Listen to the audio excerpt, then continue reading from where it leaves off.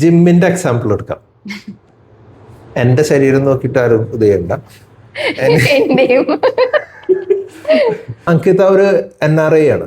അപ്പൊ NRI ആവുമ്പോ NRIക്കാർക്ക് ഉണ്ടാവുന്ന സംശയങ്ങൾ ഈ SIP മ്യൂച്വൽ ഫണ്ടിലൊക്കെ ഇൻവെസ്റ്റ്മെന്റ് നടത്തുമ്പോൾ ഉണ്ടാവുന്ന സാധാരണക്കാർക്ക് ഉണ്ടാവുന്ന കുറെ ഡൗട്ടുകൾ. സോ ഫോർ എക്സാമ്പിൾ ഞാനിപ്പോ ഒരു 50,000 rupees പെർ മന്ത് ഉണ്ടാക്കുകയാണെങ്കിൽ, സോ ഇൻ കേസ് NRIക്കാർക്കാണെങ്കിൽ ഒരു 5,000 dirhams പെർ മന്ത് ഒരു ഇൻഡിവിജ്വൽ ഉണ്ടാക്കുകയാണെങ്കിൽ how are we suppose to divide our fund?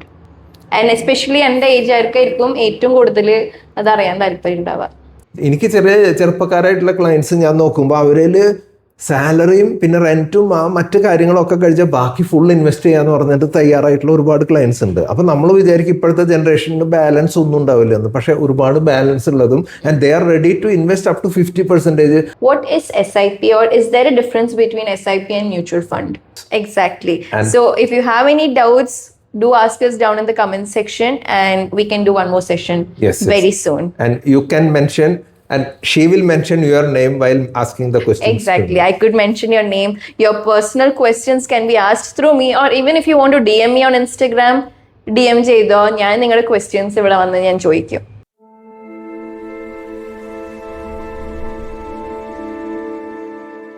നമസ്കാരം.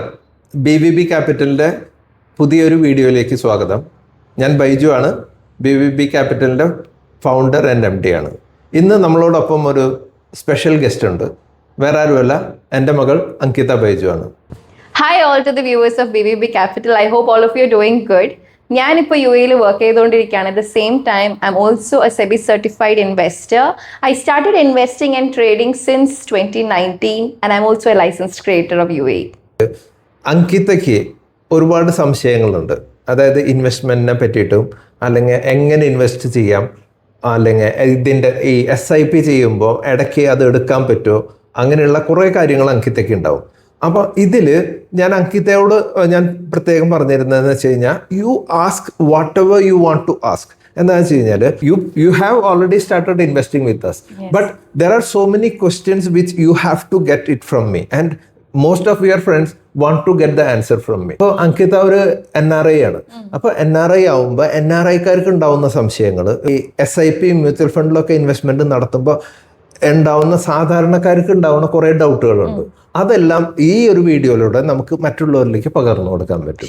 ഓക്കെ, ദിസ് വീഡിയോ എനിക്ക് തോന്നിയത് എന്താണെന്ന് വെച്ചാൽ may be we can make this a video where my friends have a lot of doubt regarding SIP and mutual funds, and maybe their questions can be asked through me and we can answer it through this video. So ഞാൻ ആദ്യം തന്നെ ഭയങ്കര basic ആയിട്ടുള്ള ഒരു question ആയിരിക്കും ചോദിക്കുക.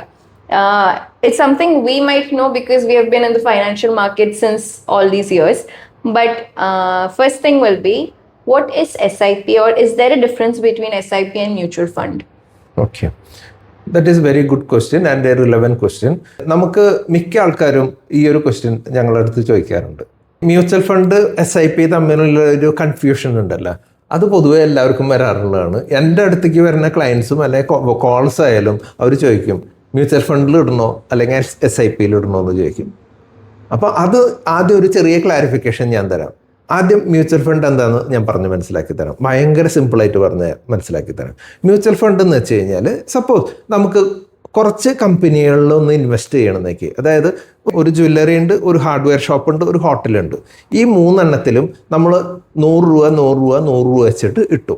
എന്നിട്ട് ഇത് മൂന്നെണ്ണം വളരുന്നതനുസരിച്ചിട്ട് നമുക്കതിൽ ലാഭം കിട്ടും. ബിക്കോസ് നമ്മൾ അതിൽ ഓഹരി എടുത്തിട്ടുണ്ട്. ചെറിയ ഓഹരി ആണെങ്കിലും 100 രൂപയുടെ ഓഹരി ആണെങ്കിലും അത് വളർന്ന് ആ 3 സ്ഥാപനങ്ങൾ വളരുന്നതനുസരിച്ചിട്ട് നമുക്ക് അതിൽ നിന്ന് പ്രോഫിറ്റ് കിട്ടിക്കൊണ്ടിരിക്കും. ഇനി അതല്ല, അതിൽ ഒരെണ്ണം പൂട്ടിപ്പോയിരുന്നേക്ക് അപ്പോഴും നമുക്ക് കുഴപ്പം വരില്ല. എന്താണെന്ന് വെച്ച് കഴിഞ്ഞാൽ ചിലപ്പോൾ ഈ ജ്വല്ലറി ആയിരിക്കും ഏറ്റവും ടോപ്പിലേക്ക് കയറി പോവുക. ഈ ഒരു ഹോട്ടൽ പൂട്ടിയെന്ന് വെച്ചിട്ട് നമ്മുടെ ഫണ്ട് പോവില്ല. അപ്പോഴേക്കും ഈ ഫണ്ട് മാനേജർ എന്ത് ചെയ്യും, ഈ ഹോട്ടലിന്റെ പെർഫോമൻസ് കുറയുമ്പോഴേക്കും അയാൾ വേറൊരെണ്ണത്തിൽ ഇൻവെസ്റ്റ് ചെയ്തിട്ടുണ്ടാവും. അത്ര സിമ്പിളാണ് ഈ മ്യൂച്വൽ ഫണ്ട് എന്ന് പറയുന്നത്. ചില സ്കീമുകളിൽ ഒരു സ്കീമിൻ്റെ അകത്ത് ചുരുങ്ങിയത് 60 അല്ലെങ്കിൽ 100 കമ്പനികൾ തന്നെ ഉണ്ടാവും. അതും അവർ സെലക്ട് ചെയ്യുന്നത് അതിൻ്റെതായ ഒരു റിസർച്ച് ടീമുണ്ട്. ആ റിസർച്ച് ടീം സെലക്ട് ചെയ്ത് അത്രയും ബെസ്റ്റ് പെർഫോമിങ് കമ്പനീസ് ആണ് അതിലേക്ക് ഇൻവെസ്റ്റ് ചെയ്യുക. മനസ്സിലായില്ലേ? ഇനി SIP എന്താന്നുള്ളത്. SIP എന്താണെന്ന് വെച്ച് കഴിഞ്ഞാൽ SIP is A system to invest in this systematic investment plan. അതായത് മ്യൂച്വൽ ഫണ്ടിൽ ഇൻവെസ്റ്റ് ചെയ്യാൻ വേണ്ടിയിട്ടുള്ള ഒരു മെത്തേഡ് മാത്രമാണ് ഈ SIP. ഡിസിപ്ലിൻഡ് ഇൻവെസ്റ്റിംഗ്, അതായത് നമുക്ക് പ്രോപ്പറായിട്ട് ഇൻവെസ്റ്റ് ചെയ്യാൻ പറ്റണം. SIPയുടെ ഗുണം എന്താണെന്ന് വെച്ച് കഴിഞ്ഞാൽ നമ്മളിപ്പോൾ ഒരു ഡേറ്റ് ഫിക്സ് ചെയ്തു നോക്കി, അപ്പോൾ ഡേറ്റ് 1-ാം തീയതി അല്ലെങ്കിൽ 2-ാം തീയതി നമ്മൾ ഡേറ്റ് ഫിക്സ് ചെയ്തു and you are getting your salary. അപ്പോൾ കറക്റ്റ് നമ്മുടെ സാലറിയിൽ നിന്ന് വന്നിട്ട് ഫെച്ച് ചെയ്തിട്ട് എടുത്ത് പോകും. അപ്പോൾ എന്തായി, നമുക്ക് ഇൻവെസ്റ്റ്മെന്റ് നമ്മൾ മറന്നു പോവില്ല. ഇപ്പം നമ്മൾ ഒരു 5,000 രൂപ ഇൻവെസ്റ്റ് ചെയ്യാൻ വിചാരിച്ചെങ്കിൽ ആ 5,000 രൂപ 1-ാം തീയതി അല്ലെങ്കിൽ 2-ാം തീയതി ഏത് ഡേറ്റാണ് നമ്മൾ ഫിക്സ് ചെയ്യുന്നത് ആ ഡേറ്റിന് വന്ന് എടുത്തിട്ട് പോകും. അപ്പോൾ ഇതുകൊണ്ടുള്ള അഡ്വാൻറ്റേജ് എന്താ, നമ്മളിത് ഇൻവെസ്റ്റ്മെന്റ് ഓൾറെഡി ഫിക്സ് ചെയ്ത് കഴിഞ്ഞാൽ പിന്നെ നമ്മൾ അതിനെപ്പറ്റി മറക്കുക. അപ്പോൾ കറക്റ്റായിട്ട് ആ ഇൻവെസ്റ്റ്മെന്റ് അവിടെ പോയിക്കൊണ്ടിരിക്കും. അതാണ് ഇവിടെ ശരിക്കും സംഭവിക്കുന്നത്. ഓക്കെ, സോ അച്ഛാ നമുക്ക് ഈ വീഡിയോ ഉണ്ടാക്കാൻ കിട്ടിയ ഒരു ഐഡിയ ബിക്കോസ് ഞാൻ വീട്ടിൽ വന്നപ്പോൾ അച്ഛൻ എന്നെ ഇരുത്തിയിട്ട് ഇതുപോലെ തന്നെ ഇരുത്തിയിട്ട് you are explaining to me how I should divide my fund. ഇപ്പൊ ഇത്രയാണ് ഞാൻ ഇൻവെസ്റ്റ് ചെയ്യണം, അപ്പൊ നീ നിന്റെ ഇൻവെസ്റ്റ്മെന്റ് കൂട്ടണം, ഇത്രയും പൈസ എമർജൻസി ഫണ്ടിന് മാറ്റണം. You are explaining it to me very beautifully how I should divide my fund. So for example ഞാനിപ്പോൾ ഒരു 50,000 rupees പെർ മന്ത് ഉണ്ടാക്കുകയാണെങ്കിൽ, സോ ഇൻ കേസ് NRI-കാർക്കാണെങ്കിൽ ഒരു 5,000 dirhams പെർ മന്ത് ഒരു ഇൻഡിവിജ്വൽ ഉണ്ടാക്കുകയാണെങ്കിൽ how are we suppose to divide our fund? And especially എൻ്റെ ഏജുകാർക്കായിരിക്കും ഏറ്റവും കൂടുതൽ അതറിയാൻ താല്പര്യം ഉണ്ടാവുക. ഓക്കെ, സപ്പോസ് ഒരു സിംഗിൾ ഏർണിംഗ് മെമ്പർ ആണെങ്കിൽ, ഓക്കെ, സിംഗിൾ ഏർണിംഗ് എന്ന് വെച്ച് കഴിഞ്ഞാൽ ഇപ്പം നിങ്ങൾ രണ്ടുപേരും വർക്ക് ചെയ്യുന്നുണ്ട്, ഓക്കെ, നിങ്ങൾ രണ്ടുപേരും വർക്ക് ചെയ്യുന്നുണ്ടെന്ന് വെച്ച് കഴിഞ്ഞാൽ നമുക്ക് അതിന്റെ ടോട്ടൽ ഇൻകം ആണ് എപ്പോഴും നോക്കേണ്ടത്. അപ്പോൾ രണ്ടുപേരും കൂടി സപ്പോസ് 5,000 + 5,000 10,000 ആണ് നിങ്ങളുടെ ഏർണിംഗ് എന്നൊക്കെ. അപ്പോൾ ഈ 10,000 ഉണ്ടാവുമ്പോൾ നമ്മൾ ആദ്യം എന്തായാലും നമുക്ക് സ്വന്തം വീട് അവിടെ ഉണ്ടാവില്ലല്ലോ, ഇല്ല, ഓക്കെ. അപ്പോൾ സ്വന്തം വീടില്ലാത്തവർക്ക് നമുക്ക് റെന്റിന് എടുക്കണം. അപ്പോൾ നമ്മൾ റെന്റിന് എടുക്കുന്നത് ഒരിക്കലും 30% കൂടുതൽ എക്സീഡ് ചെയ്യാൻ പാടില്ല. സപ്പോസ് യു ആർ ഹാവിങ് 10,000, അപ്പോൾ 3,000-ലും കൂടുതൽ നമ്മൾ റെന്റ് എടുക്കാൻ പാടില്ല. മനസ്സിലായില്ലേ? ബിക്കോസ് റെന്റിന്റെ കൂടെ പിന്നെ നമുക്ക് എന്താ വരും, യൂട്ടിലിറ്റി വരും, പിന്നെ മറ്റ് എക്സ്പെൻസസും അല്ലെങ്കിൽ നമ്മുടെ റെഗുലർ ഗ്രോസറിയുടെ എക്സ്പെൻസസും എല്ലാം കൂടി വരുമ്പോൾ നമുക്ക് ചിലപ്പോൾ അത് ഒരു 50% ക്രോസ് ചെയ്യും.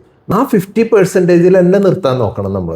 ഈ 50%-ൽ നമ്മൾ നിർത്താൻ പറ്റിയാൽ അപ്പൊ അതിൻ്റെ ഇടയിൽ ഒരുപാട് പേര് EMI അതും ഇതൊക്കെ എടുത്തിട്ടുണ്ടാവും. ഞാൻ സംസാരിക്കുന്ന മിക്ക ക്ലയൻസിനും എല്ലാതും കഴിഞ്ഞ് കഴിഞ്ഞാൽ 0 ബാലൻസ് ആയിരിക്കും. അതായത് എൻ്റെ ഒരു ആദ്യത്തെ വീഡിയോയിൽ ഞാൻ ഇട്ടിട്ടുണ്ടായിരുന്നു, EMI, കുട്ടികളുടെ ഫീസ്, അത് ഇതെന്നൊക്കെ പറഞ്ഞ് ലാസ്റ്റ് 0 ബാലൻസ്. ഇവിടെ അതല്ല ഞാൻ പറയാം, നമ്മളുടെ എക്സ്പെൻസസ് എല്ലാം കൂടി ആ ഒരു 50%-ന് നിർത്താൻ പറ്റിയാൽ നമുക്ക് സേഫായിട്ട് 20 to 30% ഇൻവെസ്റ്റ്മെന്റിലേക്ക് മാറ്റാൻ പറ്റും. മനസ്സിലായില്ലേ? അപ്പൊ നമ്മളെ എക്സ്പെൻസസ് എല്ലാം കൂടിയിട്ട് നമുക്ക് 5,000-ൽ നിർത്താം.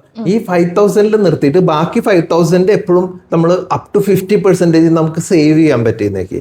അത് ഇൻവെസ്റ്റ് ചെയ്യാനല്ല ഞാൻ പറയുന്നത്, സേവ് ചെയ്യാൻ പറ്റിയാൽ you can at least start investing with 20% or 30%. അതാണ് ഏറ്റവും ബെസ്റ്റ് അഡ്വൈസ് എനിക്ക്. അപ്പം എന്നോട് വിളിക്കുന്ന ക്ലയൻസിനോട് ഞാൻ എപ്പോഴും പറയാം, നിങ്ങൾക്കിപ്പോൾ ഒരു 10,000 രൂപ ശമ്പളം ഉണ്ട് അല്ലെങ്കിൽ 20,000 രൂപ ശമ്പളം ഉണ്ട്, നിങ്ങൾ മിനിമം 20% സ്റ്റാർട്ട് ചെയ്യണം ഇൻവെസ്റ്റ്മെന്റ്. ആ 20 എന്നുള്ളത് നിങ്ങൾക്ക് കൂട്ടാം, ഇനിയും കൂട്ടാം. 50% ഇപ്പൊ എനിക്ക് ചില ക്ലയൻസ് ഉണ്ട്, അവർ ബാച്ചിലേഴ്സ് ആണ്, വിവാഹം കഴിച്ചിട്ടില്ല, വേറെ ലയബിലിറ്റിയില്ല, ഒന്നുമില്ല. ചില ആൾക്കാർക്ക് EMI പോലും ഇല്ല. അതായത് പൊതുവെ നമ്മൾ അപ്രോച്ച് ചെയ്യുന്ന കുറെ ആൾക്കാർക്ക് EMI ഉണ്ടാവും, ബൈക്കിന്റെ EMI അടയ്ക്കണം, മൊബൈലിന്റെ EMI ഉണ്ടാവും, എല്ലാതും ഉണ്ടാവും. എനിക്ക് ചെറുപ്പക്കാരായിട്ടുള്ള ക്ലയൻസ് ഞാൻ നോക്കുമ്പോൾ അവരിൽ സാലറിയും പിന്നെ റെന്റും ആ മറ്റു കാര്യങ്ങളൊക്കെ കഴിച്ചാൽ ബാക്കി ഫുൾ ഇൻവെസ്റ്റ് ചെയ്യാന്ന് പറഞ്ഞിട്ട് തയ്യാറായിട്ടുള്ള ഒരുപാട് ക്ലയൻസ് ഉണ്ട്. അപ്പം നമ്മൾ വിചാരിക്കും ഇപ്പോഴത്തെ ജനറേഷനിൽ ബാലൻസ് ഒന്നും ഉണ്ടാവില്ല എന്ന്. പക്ഷേ ഒരുപാട് ബാലൻസ് ഉള്ളതും and they are ready to invest up to 50% അങ്ങനെയുള്ള ആൾക്കാരുണ്ട്. അപ്പം ഞാനതാ പറയുന്നത്, try to make it up to 50%. അപ്പം നമുക്ക് 50% പറ്റിയില്ലെങ്കിലും you can do up to 30% or 20%. ഇപ്പൊ ചിലർക്ക് ബോട്ടിൽ നെക്ക് വരെ എക്സ്പെൻസസ് ഉണ്ടാവും. ഫോർ എക്സാമ്പിൾ ഞങ്ങളുടെ ടോട്ടൽ ഇൻകം കൂടി നോക്കുകയാണെങ്കിൽ 10,000 dirhams. It's almost like 8.5 to 9 വരെ ഞങ്ങളുടെ എക്സ്പെൻസസ് വരുന്നുണ്ട്. റെന്റും എല്ലാം പെട്രോൾ എല്ലാം കൂടിയിട്ട് 9,000 വരെ ഞങ്ങളുടെ എക്സ്പെൻസസ് ഉണ്ട്. We have only 1,000 remaining to invest. So how would you suggest us to invest? അതും 20% ഇല്ല ഫോർ ടോട്ടൽ ഇൻകം.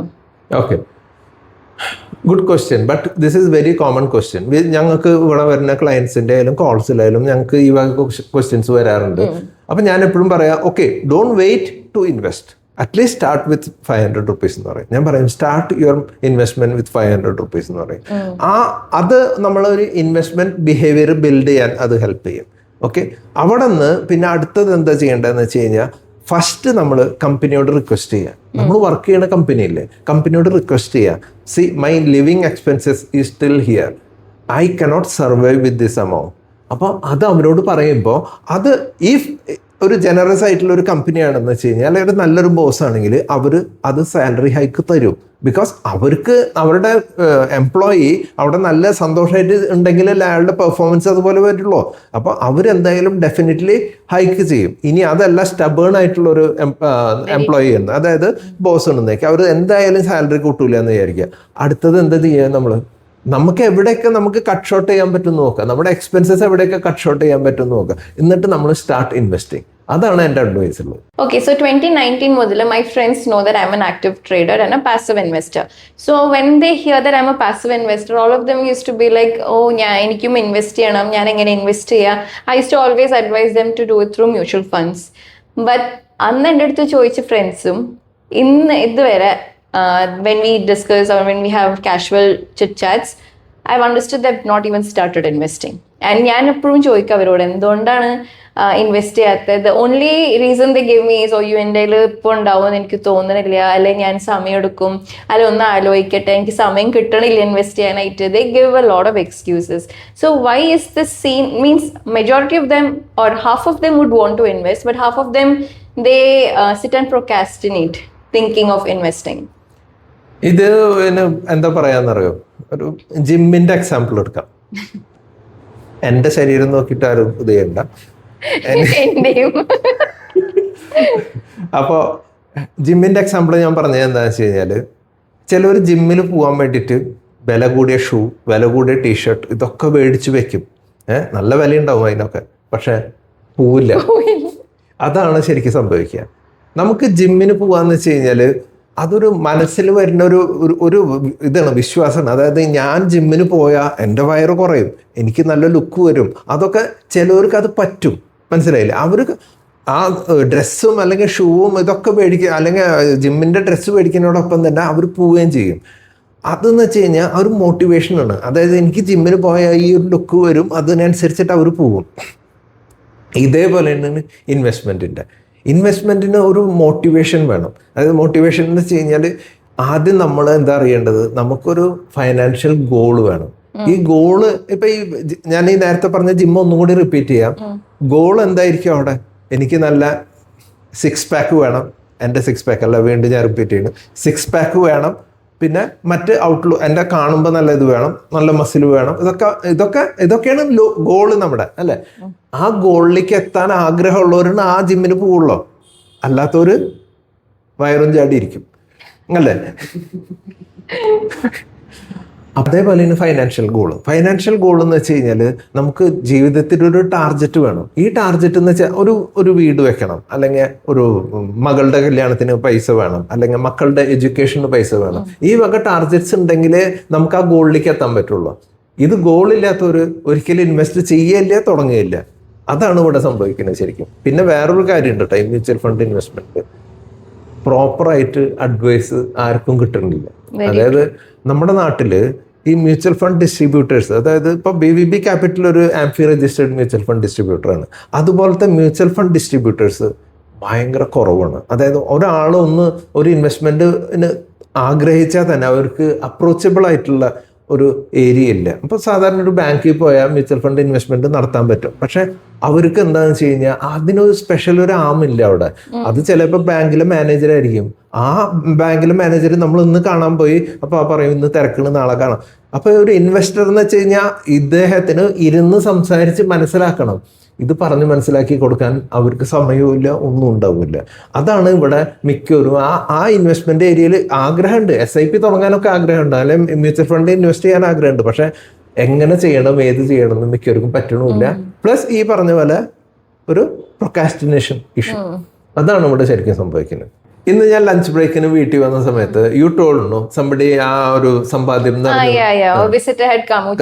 അതന്നെ. അപ്പൊ അത് മലയാള മനോരമയുടെ സമ്പാദ്യത്തില് when you are showing my article, I was showing your article. ആ സമയത്ത് ആള് ഇത് full വായിച്ചുകൊണ്ടിരുന്നപ്പോ he saw this word mutual fund. He was like, oh, mutual fund പറ്റിയിട്ടുള്ള ആർട്ടിക്കിൾ ആണല്ലേ. ഞാൻ അതെ. അപ്പൊ he told ഇതൊക്കെ കാഴ്ചക്കാർക്കുള്ള കാര്യമല്ലെന്ന് പറഞ്ഞു.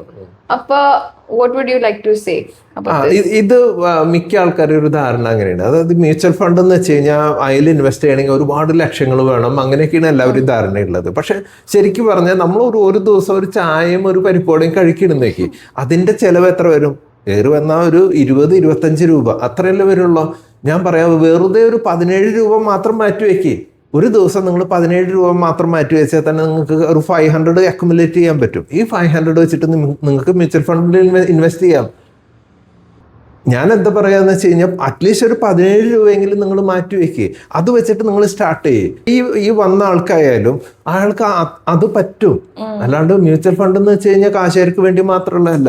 അതായത് കഴിഞ്ഞ 2 വർഷം മുമ്പുള്ള യൂണിയൻ ബഡ്ജറ്റിലായാലും നമ്മുടെ കേന്ദ്രമന്ത്രി പറഞ്ഞിരുന്നു, അതായത് അറ്റ്ലീസ്റ്റ് ഏറ്റവും താഴെക്കടയുള്ള ആൾക്കാർ മുതൽ ഇൻവെസ്റ്റ് ചെയ്ത് തുടങ്ങണം മ്യൂച്വൽ ഫണ്ടുകളിൽ എന്ന് പറഞ്ഞിട്ട്.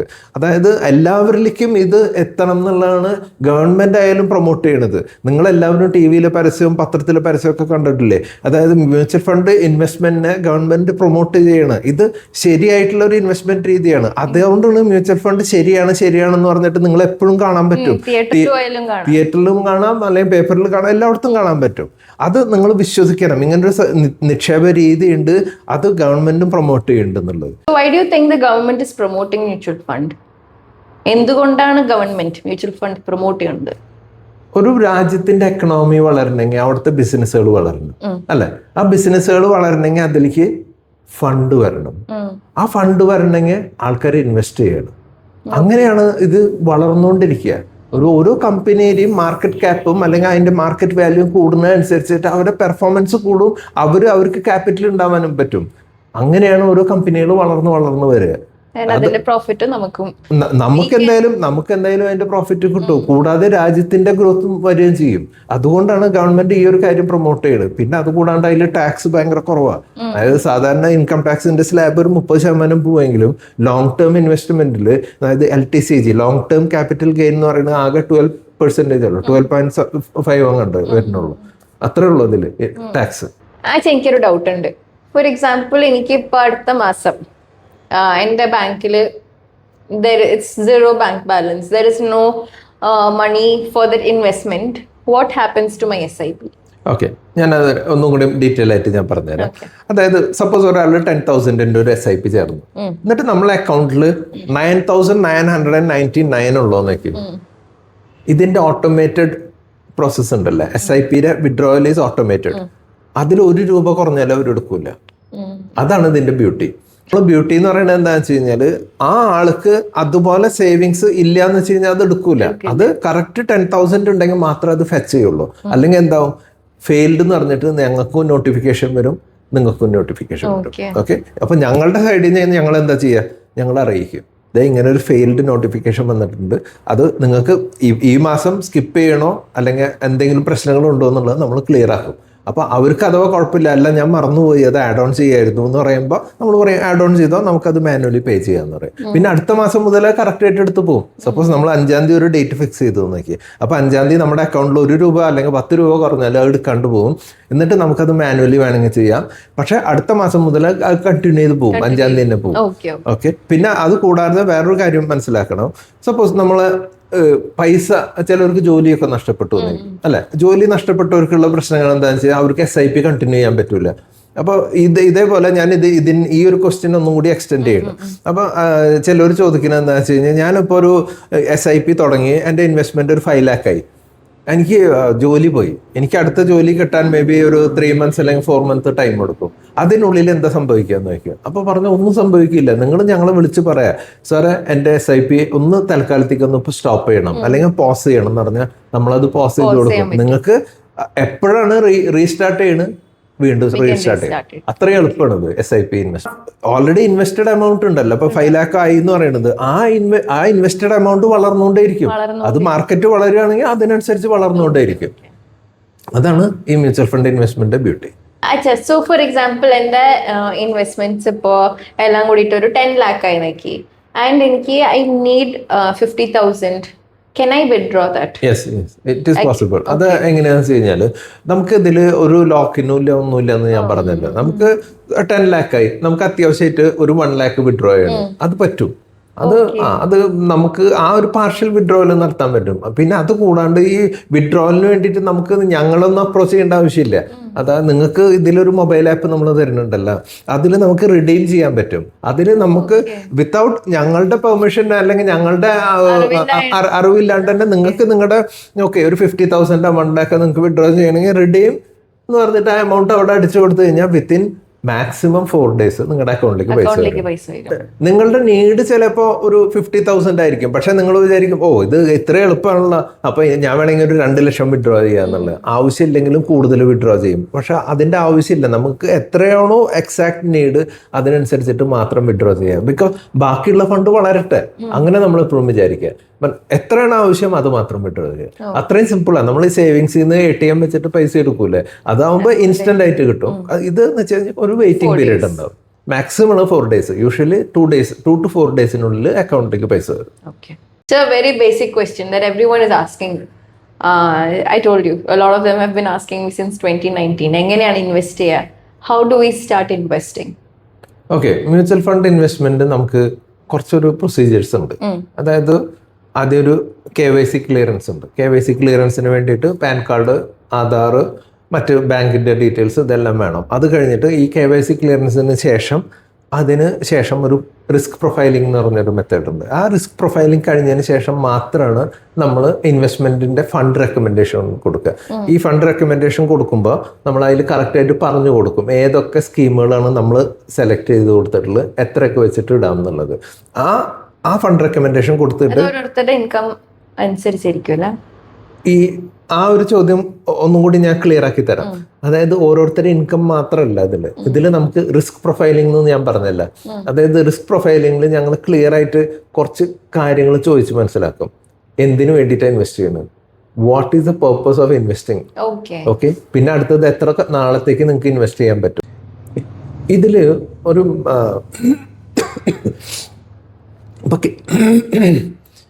KYC ക്ലിയറൻസ് കഴിഞ്ഞ് കഴിഞ്ഞാൽ ഒരു റിസ്ക് പ്രൊഫൈലിംഗ് ഉണ്ടെന്ന് ഞാൻ പറഞ്ഞല്ലോ. ആ റിസ്ക് പ്രൊഫൈലിങ്ങിന് നമ്മൾ ക്ലിയർ ആയിട്ട് ചോദിക്കും. ഇപ്പോൾ നേരത്തെ അങ്കിത ചോദിച്ചത് എന്താ, എത്ര എമൗണ്ട് വെച്ചിട്ടാണ് നമ്മൾ സ്റ്റാർട്ട് ചെയ്യുക? അങ്ങനെയല്ല, ഒരാളുടെ ഇൻകം വെച്ചിട്ട് മാത്രമല്ല. ഈ സ്കീം സെലക്ഷൻ നടത്തുന്നതിന് മൾട്ടിപ്പിൾ ക്രൈറ്റീരിയാസ് ഉണ്ട്. അതായത് ഒരു GTR മെത്തേഡ് എന്ന് പറയും, goal, time and risk. Goal എന്ന് പറയുന്നത് ഫൈനാൻഷ്യൽ ഗോൾ. ടൈം എന്ന് പറഞ്ഞാൽ ടൈം ഹൊറൈസൺ, എത്ര നാളേക്ക് നമ്മൾ ഇൻവെസ്റ്റ് ചെയ്യണമെന്നുള്ളത്. R എന്ന് പറയുന്നത് റിസ്ക്. ഓക്കെ, GTR മെത്തേഡ് എന്ന് പറയും. അപ്പൊ നമ്മൾ ഇതെല്ലാം അനലൈസ് ചെയ്തിട്ട് പിന്നെ അവരുടെ ഏജ്, മറ്റു കാര്യങ്ങളെല്ലാം അനലൈസ് ചെയ്തിട്ട് അവർക്ക് കറക്റ്റ് ആയിട്ടുള്ള ഒരു സ്കീം സെലക്ട് ചെയ്ത് കൊടുക്കും. ആ സ്കീം സെലക്ഷന് ശേഷം നമ്മൾ അവരെ ഇൻവെസ്റ്റ്മെന്റ് അവരെ കാർട്ടിൽ ആഡ് ചെയ്ത് കൊടുക്കും. അതൊരു നമ്മുടെ ആമസോൺ, ഫ്ലിപ്കാർട്ടിന്റെ ഒക്കെ ആപ്പ് ഇല്ലേ, അതുപോലെ ഒരു ആപ്പാണ് ഞങ്ങൾ കൊടുക്കുന്നത്. അതിൽ കാർട്ടിൽ ആഡ് ചെയ്ത് കൊടുത്താൽ അവിടെ നിന്ന് അവർക്ക് പേയ്മെന്റ് നടത്തിയാൽ ശരിയായി. പിന്നെ അതിനുശേഷം ഒരു മാൻഡേറ്റ് സെറ്റിംഗ് ഉണ്ട്. മാൻഡേറ്റ് എന്ന് വെച്ച് കഴിഞ്ഞാൽ നമ്മൾ അതിന് അപ്രൂവൽ കൊടുക്കണം. എല്ലാ മാസവും എൻ്റെ അക്കൗണ്ടിൽ നിന്ന് പൈസ എടുത്തോളാൻ പറഞ്ഞിട്ട്. അപ്പോൾ അത് അങ്ങനെ കറക്റ്റായിട്ട് എടുത്തു പോകും. പിന്നെ അടുത്ത ഒരു ഇതെന്താണെന്ന് വെച്ച് കഴിഞ്ഞാൽ ഇതിൻ്റെ റിവ്യൂ എന്ന് വെച്ച് കഴിഞ്ഞാൽ ഞാൻ എൻ്റെ കഴിഞ്ഞ വീഡിയോയിൽ പറഞ്ഞിട്ടുണ്ടായിരുന്നു. അതായത് ഒരു കാറ് മേടിച്ചാൽ നമ്മൾ എന്ത് ചെയ്യണം, സർവീസിങ് നടത്തണം. പ്രോപ്പറായിട്ട് സർവീസ് ചെയ്താലേ നമുക്കത് പെർഫോമൻസ് കിട്ടുള്ളൂ, അതിൻ്റെ റൈറ്റ് പെർഫോമൻസ് കിട്ടുള്ളൂ. അതുപോലെ നമ്മുടെ പോർട്ട്ഫോളിയോ നമ്മൾ ഞങ്ങളുടെ സൈഡിൽ നിന്ന് ഞങ്ങളത് റിവ്യൂ ചെയ്തുകൊണ്ടിരിക്കും. അതായത് മോസ്റ്റ്ലി ഒരു ക്വാർട്ടർലി റിവ്യൂ ആയിരിക്കും. ക്വാർട്ടർലി റിവ്യൂലൊന്നും ചേഞ്ച് ചെയ്യണമെങ്കിൽ ഒന്നും ചെയ്യില്ല. അല്ലെങ്കിൽ അത് കഴിഞ്ഞിട്ട് അടുത്ത ക്വാർട്ടർ നോക്കും. അതായത് 3 months, 6 months, 1 year. അപ്പൊ എന്തായാലും ഞങ്ങളുടെ സൈഡിൽ നിന്ന് ഒരു റിവ്യൂ നടന്നുകൊണ്ടിരിക്കും. And if it is required reallocation and rebalancing, അതാണ് ഞങ്ങളുടെ സൈഡിൽ നിന്നുള്ള സർവീസ് ഉണ്ടാവുക. ഓക്കെ, അപ്പൊ നമ്മൾ ആ സർവീസിന് there is no extra fees for that. അപ്പം നമ്മളെ സൈഡിൽ ഒരു ക്ലയൻറ്റ് ഇൻവെസ്റ്റ് ചെയ്ത് തുടങ്ങി കഴിഞ്ഞ് കഴിഞ്ഞാൽ അവരുടെ പണി എന്താ, ദേ ഫോക്കസ് ഓൺ ദെയർ ജോബ്. അവരുടെ വെൽത്ത് ക്രിയേഷൻ ഞങ്ങളുടെ റെസ്പോൺസിബിലിറ്റി. അപ്പോൾ ഈ വീഡിയോ, സാധാരണ എൻ്റെ വീഡിയോസ് ഞാനൊരു 10 minutes ഒതുക്കാൻ വിചാരിക്കാറ്. എനിക്ക് തോന്നുന്നത് ഈ വീഡിയോ കുറച്ച് ലെങ്തി ആയോ എന്നൊരു ചെറിയ ഡൗട്ട് ഉണ്ട്. അറിയില്ല ഇനി എഡിറ്റിംഗ് കഴിഞ്ഞതിന് ശേഷം പബ്ലിഷ് ചെയ്യുമ്പോൾ എത്രയാവും എന്നുള്ള length. Ankita, I think, do you have any more questions to ask? No. Personally don't have much questions. Basically എൻ്റെ ക്വസ്റ്റ്യൻസ് എല്ലാം കഴിഞ്ഞു. എൻ്റെ ഫ്രണ്ട്സിനൊക്കെ കുറച്ച് ഡൗട്ട്സ് ഉണ്ടായിരുന്നു. അതൊക്കെ കൂടിയിട്ടാണ് ഞാനിപ്പോൾ കമ്പൈൻ ചെയ്തിട്ട് ഈ ഒരു വീഡിയോയിൽ ഞങ്ങൾ ആൻസർ ചെയ്തത്. And I am completely satisfied with this. But if my followers or my subscribers got any doubts, please do comment down your questions below in this comment section, or anyone watching this video, please comment down your questions. I will be here for few more days. Yes. She will be here for few more days. Appa don't miss out. And Ankita will do another session with me to clear out your doubts. Exactly. And so if you have any doubts, do ask us down in the comment section, and we can do one more session very soon. And you can mention, and she will mention your name while asking the questions. Exactly. I could mention your name. Your personal questions can be asked through me, or even if you want to DM me on Instagram, DM ചെയ്തോ, ഞാൻ നിങ്ങളുടെ questions ഇവിടെ വന്ന് ഞാൻ ചോദിക്കും. Okay. So എൻ്റെ സൈഡിൽ നിന്ന് ഒരു റിക്വസ്റ്റ് ഉള്ളത്, whoever is watching this video, please do subscribe, because ഇതിൻ്റെ അടുത്ത എപ്പിസോഡ് വരുവാണെങ്കിലും മിസ് ചെയ്യരുത് നിങ്ങൾ. That will be the better session, I would suggest.